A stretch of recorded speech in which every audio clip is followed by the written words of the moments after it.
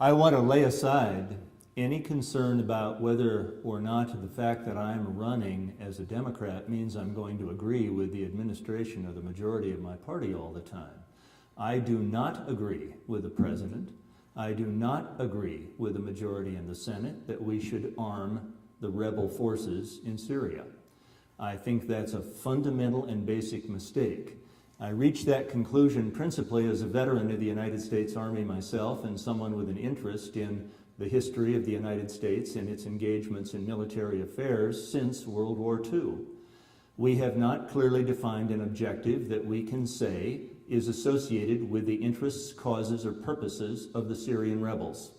We cannot identify who the Syrian rebels will support or what nation they will identify when the immediate threat of ISIS, something none of us had heard about 90 days ago, is laid aside. We do know that ISIS is a splinter group from Al-Qaeda. We have no confidence that the Syrian rebels are other than a splinter group sympathetic to the purposes of Al-Qaeda. We have no military objective that we can achieve that is well defined, and we have no mass of military power except air power that we can assimilate and put in motion in proximity to the locations at which ISIS now has a stronghold.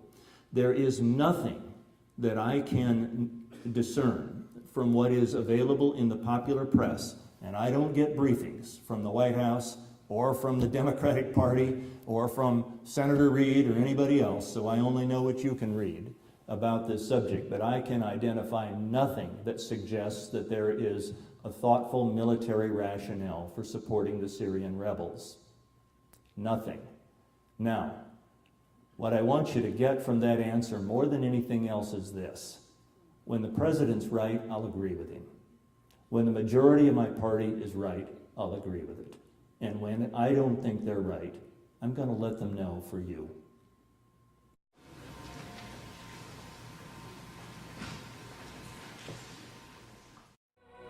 I'm Dave Domina. I approve this message.